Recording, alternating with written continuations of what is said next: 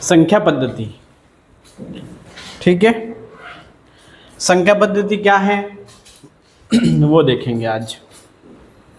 Number system, इसको English में number system भी बोलते हैं। तो सबसे पहले तो अंक, नंबर, अंक क्या होते हैं, या इनको अंक या इनको मूल अंक भी बोल सकते हैं, है ना, मूल अंक। तो कहाँ से कहाँ तक होते हैं? 0, 1, 2, 3, 4, 5, 6, 7, 8, 9, मतलब 0 से 9 तक के क्या होते हैं? मूल अंक होते हैं। इनके अलावा दूसरे गणित में कोई अंक नहीं है। ठीक है, अब इन अंकों से मिलके क्या बनेंगे? सारी संख्याएं बनेंगी। ठीक है, तो इसलिए ये क्या है? अंक या मूल अंक। इसके बाद में अंकों से मिलकर संख्याएं बनेंगी। तो पहला है प्राकृतिक संख्या। क्या है? प्राकृतिक संख्या। प्राकृतिक संख्या को हम बोलते हैं नेचुरल नंबर। n से लिखते हैं इनको, है ना, n से भी दर्शाते हैं।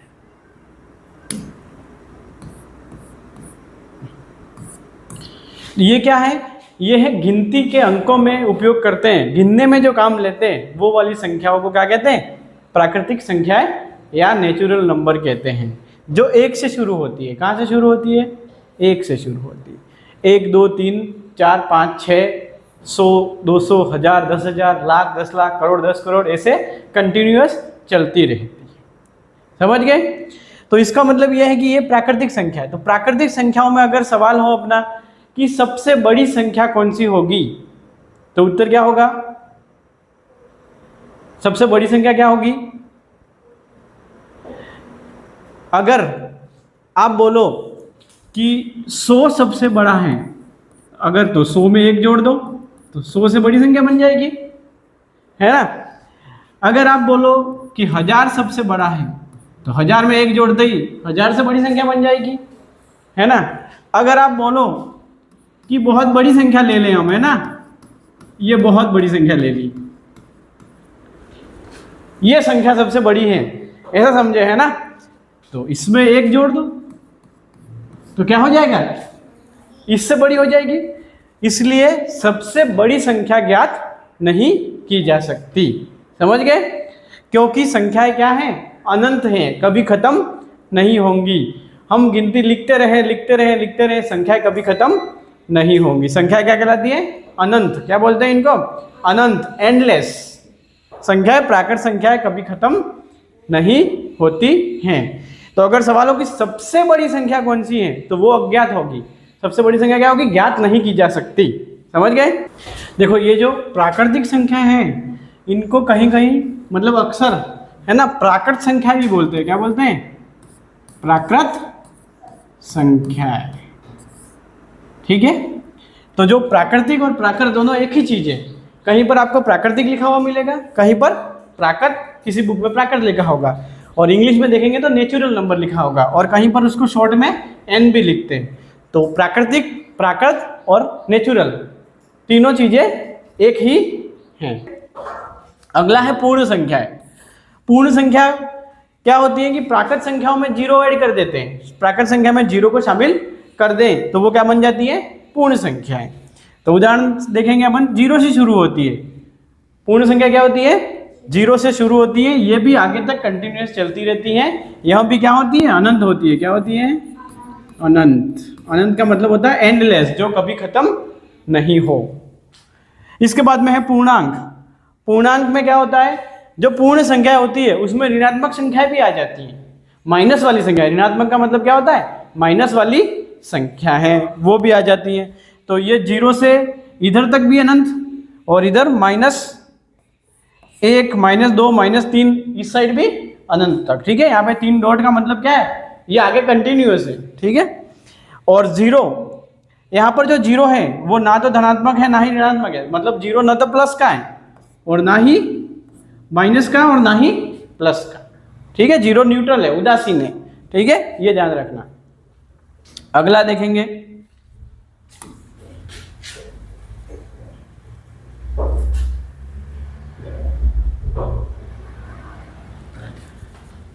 यह है सम संख्या है। क्या है? सम संख्या। सम संख्या किसे कहते हैं? सम संख्या है जो 2 से पूरी विभाजित हो जाए उनको क्या कहते हैं? सम संख्या। या उसके इकाई में क्या हो, 0 2 4 6 8 हो, किसी संख्या के इकाई में 0 2 4 6 8 हो, उसको क्या बोलेंगे? सम संख्या। जैसे कोई संख्या लिखते हैं यहां पर, तो क्या ये संख्या सम है? सम है। क्यों है? क्योंकि इसके इकाई में देखेंगे हम, क्या करेंगे? इकाई में देखेंगे। इकाई में अगर इनमें से कोई हो, कोई कितनी भी बड़ी संख्या हो, हम कैसे पहचानेंगे? इकाई में देखेंगे। इकाई में अगर इनमें से कोई संख्या 0 2 4 6 8 हो, तो वो संख्या क्या कहलाएगी? सम संख्या कहलाएगी। ठीक है, इससे डायरेक्ट पता कर सकते हैं हम संख्या को। अब 2 से भाग लगाओगे, बड़ी सी संख्या हो, 2 से भाग लगाएंगे तो समय लगेगा, तो हम क्या करेंगे? सीधा उसके इकाई में देखेंगे। अगर इकाई में इनमें से कोई संख्या है तो वो सम संख्या कहलाएगी।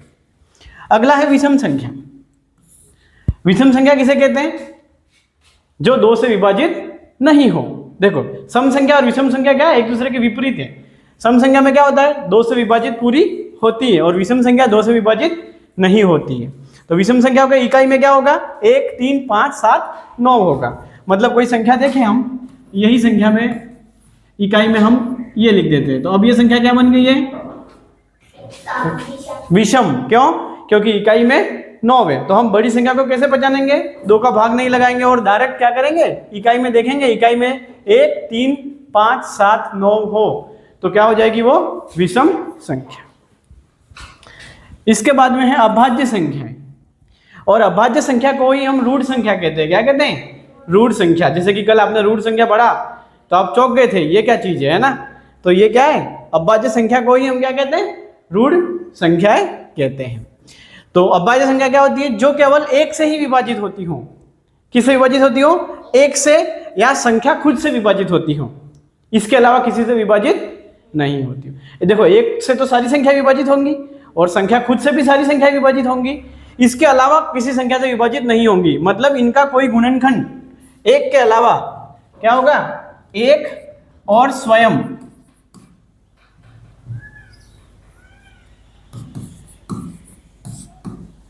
एक और स्वयं के अलावा कोई गुणनखंड नहीं होगा इन संख्याओं का। ठीक है, या तो इनका गुणनखंड क्या होगा? 1, या संख्या खुद, इसके अलावा कोई अन्य गुणनखंड नहीं होगा। समझ गए? इसके सिर्फ 2 ही गुणनखंड होंगे, या एक तो 1 और एक संख्या खुद। जैसे ऐसी संख्या कौन सी है? देखो, 2 का कोई गुणनखंड है? 2 किसी के पहाड़े में आते हैं? या तो 2 के पहाड़े में आते हैं, या 1 के पहाड़े में आते हैं। तीसरी किसी संख्या के पहाड़े में आते हैं? नहीं आते। 3 5 7 11 13 17 23 29। समझ गए? ये ऐसी संख्या है जो किसी के पहाड़े में नहीं आती है, सिर्फ 1 के पहाड़े में आती है और खुद के पहाड़े में आती है। अगला है भाज्य संख्याएं। और भाज्य संख्या को संयुक्त संख्याएं भी बोलते हैं। ये पता होना चाहिए। भाज्य संख्या को क्या बोलते हैं? संयुक्त संख्याएं भी बोलते हैं। अब ये वे संख्याएं हैं जिनके 2 से अधिक गुणनखंड होते हैं। देखो, यहाँ अभाज्य में क्या था? सिर्फ 2 ही गुणनखंड थे, एक तो 1 और संख्या खुद।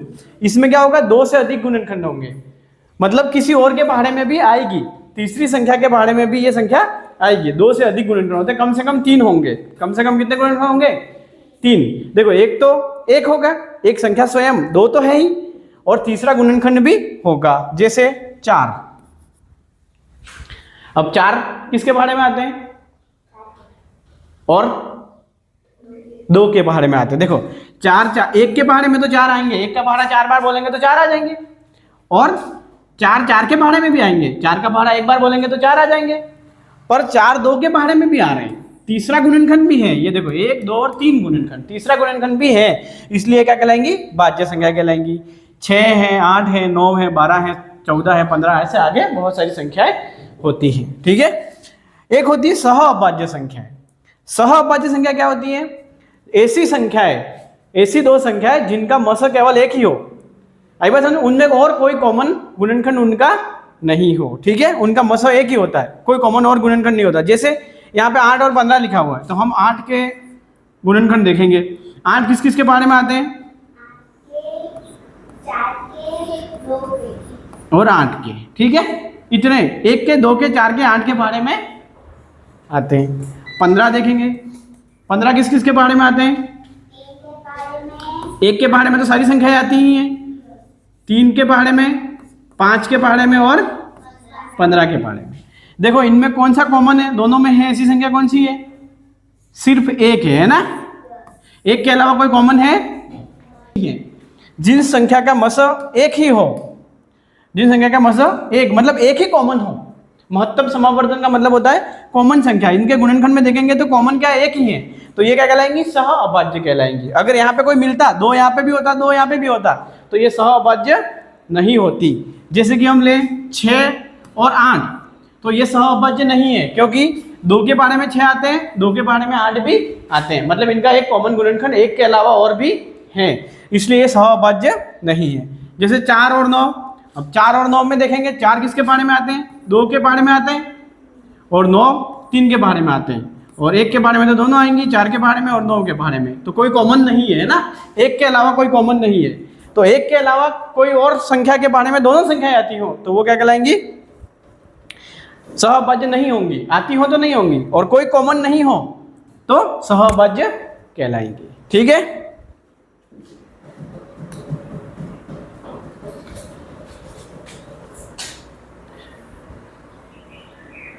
अब यहां पर एक ऐसी संख्या है, एक 1 है ना, ऐसी संख्या है जो भाज्य नहीं है और अभाज्य भी नहीं है। एक क्या है? ना ही भाज्य ना ही अभाज्य, याद रखना है ये, ठीक है। और दो क्या है? सबसे छोटी अभाज्य संख्या है, पर वो एकमात्र सम अभाज्य संख्या है। देखो बाकी सारी अभाज्य संख्या क्या होती है? विषम होती है, ठीक है। सिर्फ 2 ही ऐसी संख्या है जो अभाज्य भी है और सम भी हैं, ठीक है। इसके अलावा सारी अभाज्य संख्याएं विषम है। अगला देखेंगे, और 4 सबसे छोटी भाज्य संख्या है। 4 क्या है? सबसे छोटी भाज्य संख्या, क्योंकि 2 तो अभाज्य, 3 भी अभाज्य, तो 4 क्या है? सबसे छोटी भाज्य संख्या 4 है, ठीक है। 1 से 100 तक 25 अभाज्य संख्या है, मतलब 1 से 100 में हम देखें टोटल अभाज्य संख्या कितनी है? 25। और 1 से 50 तक 15 अभाज्य संख्या होती है, ठीक है। और 51 से 100 तक 10 अभाज्य संख्याएं होती है। आपके नवोदय में परीक्षा में कैसा सवाल आता है? जैसे 50 से 60 के बीच में आने वाली अभाज्य संख्या कितनी है बताइए, इस तरह का सवाल आता है। या इनके बीच की अभाज्य संख्याओं की जोड़ कीजिए या अंतर निकालिए, ऐसा सवाल आता है अक्सर। तो इनके बीच में कितनी अभाज्य संख्या है, ऐसा सवाल आता है ना, किसी भी के बीच में। जैसे कि 1 से 50 तक कितनी अभाज्य संख्याएं हैं, 51 से 100 तक कितनी है, या 90 से 100 के बीच में कितनी अभाज्य संख्याएं हैं, इस तरह का सवाल आता है। तो ये आपको नोट करके याद रखना है। अगला है स्थानीय मान। स्थानीय मान, स्थानीय मान क्या होता है? किसी संख्या में किसी अंक का वह मान जो उसके इकाई, दहाई, सैकड़ा वाले स्थान से तय किया जाए, उसको क्या कहते हैं? स्थानीय मान कहते हैं। क्या कहते हैं? मतलब उसके इकाई, दहाई, सैकड़ा आदि स्थानों से तय किया जाए, ठीक है।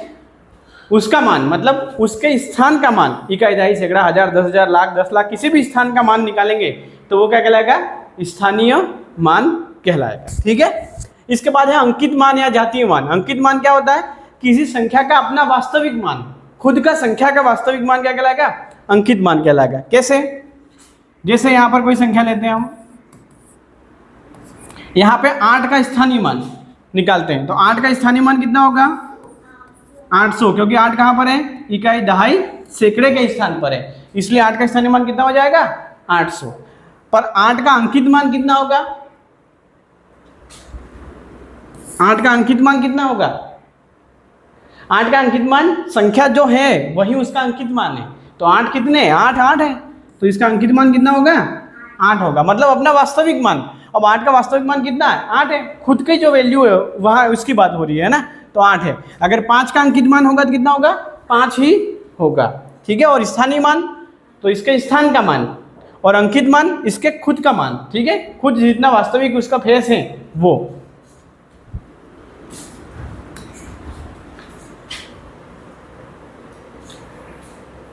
ये है विभाज्यता के नियम। अगर हमको किसी संख्या में किसी संख्या का भाग जा रहा है, विभाजित है या नहीं है, डायरेक्ट पता करेंगे बिना भाग लगाए, तो इस तरीके से पता कर सकते हैं। तो 2 की विभाज्यता का क्या नियम है? किसी संख्या के इकाई के अंक में 0, 2, 4, 6, 8 आता हो तो वो 2 से विभाजित होगी संख्या। तो हम क्या करेंगे, इकाई में देखेंगे। कोई संख्या ले लो, ये संख्या है तो ये 2 से विभाजित होगी, होगी। क्यों? क्योंकि इकाई में 0 है। हमको भाग लगाने की जरूरत ही नहीं पड़ी और पता कर लिया। तो बिना भाग लगाए यहाँ इकाई में देखेंगे तो पता पड़ जाएगा, इकाई में ये संख्या आनी चाहिए। 3 से विभाजित है तो 3 से विभाजित का क्या नियम है, सभी संख्या के अंकों का योग अगर 3 से विभाजित हो जाता है तो वो संख्या 3 से विभाजित हो जाएगी। मतलब कोई ऐसी संख्या, जैसे यहाँ पर एक संख्या ले लेते हैं। अब इस संख्या के अंकों का योग करेंगे, मतलब ये 2 + 8 + 5 जोड़ देंगे तो कितना है, 15 है। कितना है? तो क्या 15 3 से विभाजित है? 3 के बारे में 15 आ रहे हैं, 15 में 3 का भाग लगाए पूरा पूरा चला जाएगा। तो इसका मतलब ये है कि इस संख्या में भी 3 का भाग पूरा पूरा चला जाएगा। तो 3 का भाग जाता है या नहीं जाता है, क्या कैसे पता करेंगे, अंकों को जोड़ देंगे और फिर जो अंकों की जोड़ आई है उसमें 3 का भाग लगाएंगे तो 3 का उसमें जा रहा है तो संख्या में भी जाएगा। 4 से विभाजित था तो 4 से विभाजित के लिए क्या होना चाहिए, इकाई और दहाई। इकाई और दहाई दोनों के अंकों से बनी संख्या 4 से विभाजित हो जानी चाहिए, या दोनों अंक 0 होना चाहिए। यहाँ तो कोई ऐसी संख्या होनी चाहिए, इकाई दहाई में 0 0 हो तो वो 4 से विभाजित हो जाएगी। या इकाई दहाई दोनों की संख्या लें अपन तो वो 4 से विभाजित होती हो तो संख्या भी हो जाएगी। जैसे यहाँ पे ये संख्या बढ़ा देते हैं, ऐसा लिख देते हैं तो ये 4 से विभाजित होगी, होगी। क्यों? क्योंकि इकाई और दहाई में देखेंगे, इकाई और दहाई में क्या है, 24 है और 24 4 से विभाजित होते हैं। इसका मतलब ये पूरी संख्या भी 4 से विभाजित हो जाएगी। तो 4 से विभाजित के लिए देखना है तो क्या करेंगे, हम इकाई दहाई में देखेंगे। यहाँ तो इकाई दहाई में 0 हो तो भी 4 से विभाजित हो जाएगी, या इकाई दहाई में ऐसी संख्या हो जो संख्या 4 से विभाजित होती हो तो भी विभाजित हो जाएगी। 5 से विभाज्यता, 5 से विभाज्यता चेक करने के लिए क्या करेंगे, हम इकाई में देखेंगे। इकाई में क्या होना चाहिए, 0 या 5। अगर किसी संख्या के इकाई में 0 या 5 है तो वो 5 से पूरी पूरी विभाजित हो जाएगी। तो डायरेक्ट कोई संख्या, जैसे कि संख्या लिख लो आप, ये संख्या है, क्या ये 5 से विभाजित होगी? नहीं होगी। अब होगी, अब इकाई में 0 आ गया, अब होगी, अब होगी क्योंकि इकाई में 5 है, अब भी होगी, अब होगी हैं, अब 5 से विभाजित होगी ये संख्या, ये पूरी संख्या 5 से विभाजित होगी। 5 से विभाजित का नियम क्या है, इकाई में 0 या 5 होना चाहिए। इकाई में देखो यहाँ पर क्या है, तो ये संख्या 5 से विभाजित होगी, नहीं होगी। समझ गए? तो इकाई में क्या होना चाहिए, 0 या 5 हो तो वो 5 से विभाजित होगी। बाकी कोई भी संख्या हो इकाई में 0 और 5 को छोड़कर तो वो संख्या 5 से विभाजित नहीं होगी। 6 से विभाज्यता, 6 का भाग अगर किसी संख्या में जा रहा है नहीं जा रहा है, कैसे पता करेंगे, तो अगर उसमें 3 और 2 दोनों से विभाजित होती हो कोई संख्या तो वो 6 से भी विभाजित होगी। तो 6 के विभाजन का पता करने के लिए क्या करेंगे, उसमें 2 की विभाज्यता का नियम लगाएंगे और 3 की, दोनों का नियम लगाएंगे। 2 और 3 दोनों का नियम लग रहा है, वो संख्या 6 से भी विभाजित हो जाएगी। समझ गए? 8 से विभाज्यता, 8 से विभाज्यता के लिए इकाई दहाई सैकड़ा 3 अंकों से बनी अगर संख्या है, उस बड़ी कितनी भी बड़ी संख्या है उसके इकाई दहाई सैकड़ा में देखेंगे। इकाई दहाई सैकड़े वाली 3 संख्या के मिलाकर, जो 3 अंकों को मिलाकर जो संख्या बनती है वो अगर 8 से विभाजित होती है तो पूरी संख्या 8 से विभाजित हो जाएगी। यहाँ तीनों 0 हो, इकाई दहाई सैकड़ा में क्या हो, 0 हो। कैसे? अब इकाई दहाई सैकड़ा में 0 है तो ये 8 से विभाजित हो जाएगी। यहाँ पे कोई संख्या होती तो ये इसको नहीं देखते हम, इकाई दहाई सैकड़ा वाली संख्या में 8 का भाग लगा के देखते, अगर उसमें चला जाएगा तो पूरी संख्या में भी चला जाएगा। 9 से विभाज्यता, 9 से विभाज्यता का नियम क्या है, सभी अंकों का योग 9 से विभाजित हो जाना चाहिए। जैसा 3 का था सेम ही है ना। 3 से विभाजन कैसे किया था, अंकों को जोड़ा था और फिर 3 का भाग लगाया था। अगर अंकों में योग में 3 का भाग चला जाता है तो 3 से विभाजित हो गई थी। तो 9 में भी सेम टू सेम ही है, हम सभी अंकों को जोड़ देंगे, फिर क्या करेंगे, 9 से भाग लगाएंगे।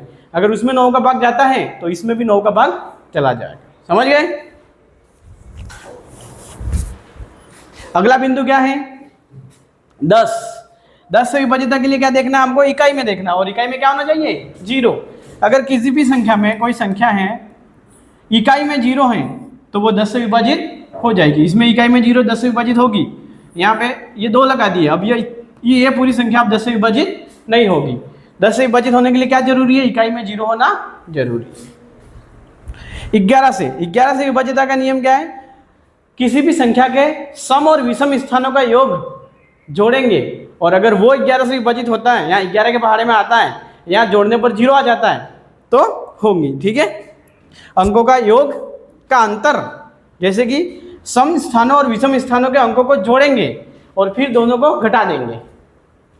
तो कोई संख्या लेंगे अपन,